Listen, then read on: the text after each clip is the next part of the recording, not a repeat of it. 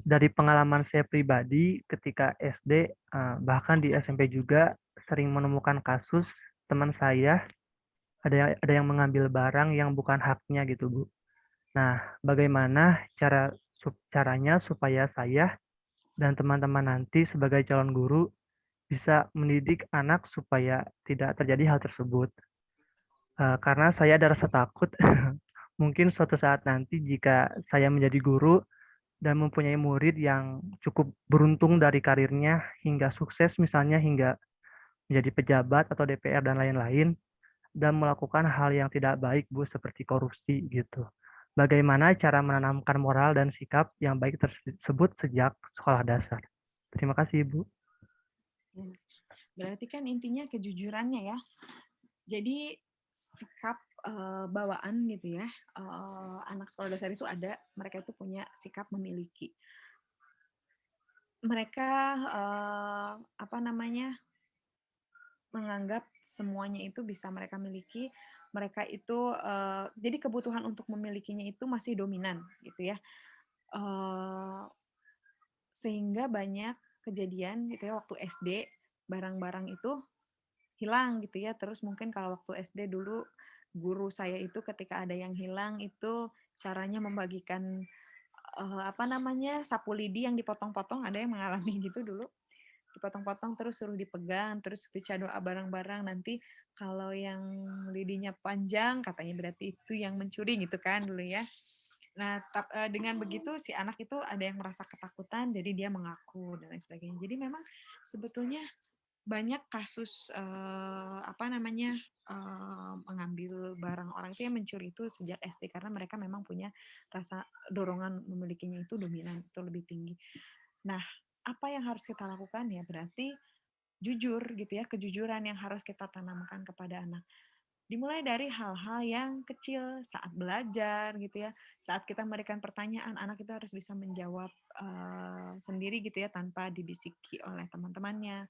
Atau misalnya ketika melakukan permainan, gimana caranya dia itu tidak bertindak curang gitu ya. Jadi bermainnya itu sportif gitu kan. Kalau misalnya dia tidak sportif berarti sebetulnya dia tidak jujur gitu ya.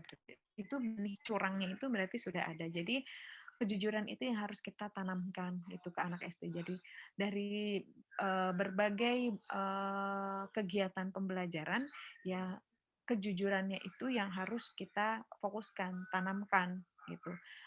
Gimana caranya dia harus sportif, gimana caranya dia harus menjawab jujur dalam ulangan dan lain sebagainya gitu ya. Jadi itu yang harus kita tanamkan dari hal-hal yang kecil. Kita bikin permainan gitu ya, games gitu kan. Nanti di situ kita akan melihat kejujurannya seperti apa. Nanti ketika misalnya ada anak yang tidak jujur gitu ya, tidak sportif, kita misalkan berikan hukuman misalnya dia jadi harus mengulang lagi dari awal, temannya misalnya bisa start dari selanjutnya yang tidak jujur jadi ulang dari awal sehingga dia kan nantinya jerak untuk tidak jujur. Jadi harus bisa memberikan efek jerah juga supaya si anak itu bertindak jujur. Dulu dong, Mas. Ya, teman kakak pakai ini dulu. Dari kecil sebetulnya kita harus bisa menanamkan kejujuran ya. Makanya apa namanya kalau zaman SD itu apa guru itu ya biasanya lebih galak gitu kan ya karena sikap-sikap itu ya harus tertanam sejak SD gitu. Apalagi guru-guru zaman dulu, kalau guru-guru zaman sekarang galak, nanti orang tua yang bertindak gitu kan. Nah, makanya kalau anak guru yang kalau guru sekarang itu bukan harus galak tapi harus tegas gitu ya, harus proporsional gitu ke setiap anak, tidak membeda-bedakan, terus juga harus pintar gitu ya dalam dalam mencari solusi karena anak zaman sekarang generasi sekarang berbeda sama generasi yang dulu yang mungkin mereka lebih kuat gitu ya dari segi mental, tapi anak sekarang itu mentalnya lebih lemah. Jadi pendekatannya pun ya berbeda gitu. Kita tidak bisa langsung marah, langsung galak, langsung dicepret. Nah, nggak bisa. Kalau anak sekarang butuh pujian karena secara teori pun ya memang harus seperti itu, anak itu butuh butuh pujian. Jadi supaya supaya anak itu semangatnya itu atau motivasinya itu tumbuh gitu ya. Si guru itu harus bisa membangkitkan semangat siswanya, harus bisa memberikan harapan yang realistis. Harapan yang realistis itu kita harus harus bisa mengajak siswa untuk berpikir gitu ya, nanti kamu kalau belajarnya rajin, nanti kamu bisa masuk ke sekolah negeri. Nanti kalau masuk ke sekolah negeri, nanti teman-temannya seperti ini, gurunya seperti ini. Nanti kamu bisa jadi dokter, misalnya. Jadi harapannya itu sudah realistis, tidak lagi seperti kanak-kanak awal gitu ya, yang melambung gitu. Karena ya di usia SD itu kan sudah mulai terbentuk, sehingga ya guru itu ya harus sudah bisa mengarahkan siswa itu sesuai dengan apa namanya, jalan pikirannya gitu, sehingga semangat siswa itu yang nantinya akan terbentuk. Jadi harus punya punya harus bisa memotivasi siswa gitu ya, motivasinya secara realistis, terus bisa memberikan pujian-pujian. Jadi selain selain menghukum itu ya, kita harus bisa memberikan motivasi juga gitu. Nah, untuk apa namanya, supaya anak jerak gitu ya, supaya anak bersikap jujur, ya kita harus bisa memberikan hukuman-hukuman yang sesuai. Kita harus bisa memberikan motivasi juga, kalau nanti kamu jujur, kamu akan menjadi orang yang seperti apa gitu. Kalau kamu tidak jujur, nanti kamu akan menjadi orang seperti apa. Jadi harus pinter ya, jadi guru itu ngasih hukumannya apa ya gitu ya. Kalau zaman dulu ngasih hukuman angkat kaki sebelah, itu apakah anak jerak gitu ya? Apakah menimbulkan dampak positif gitu kan? Kalau zaman sekarang kita harus pikirkan lagi, saat kita menjadi guru kita harus pikirkan lagi. Kita kasih hukuman ini apakah akan merubah sikap dia menjadi positif, atau akan semakin membuat mental dia down gitu. Harus dipikirkan ke situ. Baik Ibu, terima kasih. Sudah jam 9 nih. Diskusinya sebetulnya seru, kita jadi ini curhat aja ya. Karena kalian akan menjadi guru gitu kan. Jadi kita harus saling berbagi pengalaman. Masih semester 2, nanti kalian PPL akan menambah pengalaman lagi. Pengalamannya nyata nanti ya saat PPL. Nanti saat mengajar di lapangan itu lebih nyata lagi gitu kan. Kalau PPL masih ada harapan, pengen cepat selesai gitu kan. Kalau udah selesai dari semua permasalahan anak-anak. Tapi kalau udah ngajar, nggak bisa cepat selesai ya, kalian akan menangani itu seterusnya gitu kan, sampai anak itu lulus. Ada anak yang badung misalnya ya, kita akan selesai menangani anak itu ketika anak itu sudah SMP gitu kan. Ketika anak itu SD, walaupun bukan siswa kita di kelas, tapi tetap menjadi tanggung jawab kita di sekolah gitu. Jadi tadi yang harus diingat ya, sebagai guru, anak SD itu mereka punya kebutuhan kasih sayang, mereka punya rasa memiliki yang dominan, mereka juga punya keinginan untuk aktualisasi diri, sehingga itu yang biasanya memunculkan permasalahan-permasalahan, dan kita harus tahu bagaimana caranya supaya apa namanya, kita itu bisa memberikan hukuman gitu ya pada siswa, agar siswa itu jerat dan tidak melakukan lagi apa namanya, tidak melakukan lagi sikap negatifnya gitu ya. Tapi hukumannya itu harus konsisten, dan hukumannya itu harus bisa membangkitkan motivasi siswa, bukan membuat mentalnya itu menjadi down. Gitu. Ya. Oke. Boleh mengaktifkan dulu kamera semuanya.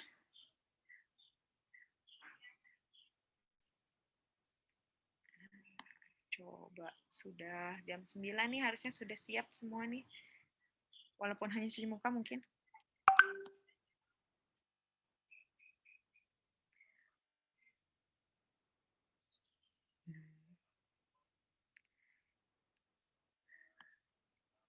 Coba nih, mau lihat nih muka-mukanya.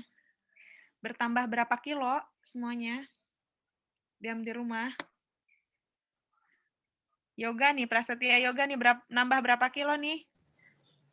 Turun, Bu. Oh, turun. Wah, hebat. Kalau ibu mah susah banget turunnya, kan naik terusnya. Elisa, mana nih, belum kenal. Kalian tuh sudah merasakan duduk di kampus belum? Udah ya, 1 semester ya? Belum? Belum. Sama sekali belum pernah ngerasain duduk di ruangan? Belum. Ya Allah. Berarti sama sekali belum pernah ketemu sama dosen-dosen ya? Secara virtual aja, waduh. Inginnya cepat masuk nggak? Jadi ini mahasiswa online ya. Kemarin saya keponakan saya yang belum pernah masuk nih, berarti semester 2 ya, sama. Saya sebut mereka mahasiswa online karena belum pernah datang ke kampus. Kasihan ya, anak UPI tapi belum pernah kuliah di UPI ya.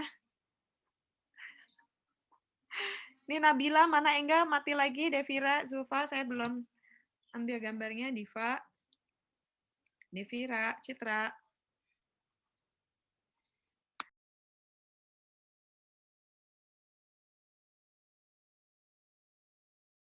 Senyum ya.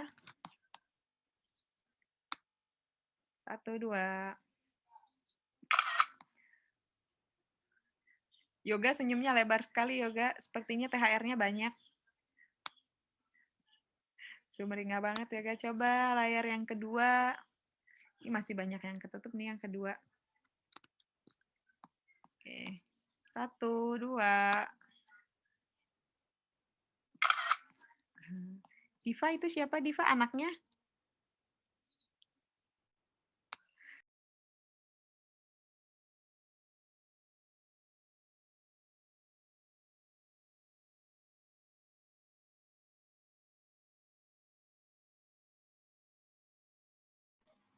Ibu maaf, mic-nya ketutup. Oh iya, masih di mute. Oke, kita sudah pertemuan 15. Semoga apa yang kita bahas dari pertemuan 1 sampai pertemuan 15 ini bermanfaat untuk kita semua ya. Bisa dipraktikkan ke adiknya, ke sepupunya gitu ya, ke keponakannya gitu ya, nanti dipraktekkan ke anak didiknya. Kalau sekarang kan ada Merdeka kampus Merdeka itu ya, jadi sebetulnya ini sangat sangat menguntungkan untuk mahasiswa ketika kalian punya pengalaman di luar yang memang sejalan dengan mata kuliah di PGSD itu nantinya bisa dihitung SKS. Misalnya kalian praktek, misalnya kalian sudah ngajar gitu ya di sekolah, kalian bikin RPP, kalian bikin perangkat pembelajaran, pokoknya full, itu nanti bisa tidak harus mengikuti mata kuliah lagi strategi pembelajaran misalnya karena sudah misalnya gitu ya. Jadi bisa digantikan pengalaman-pengalaman kalian. Kalian ikut misalnya pertukaran pelajar tingkat provinsi atau tingkat nasional misalnya dikirim kemana sekian bulan nanti itu bisa dimatrikulasi jadi SKS jadi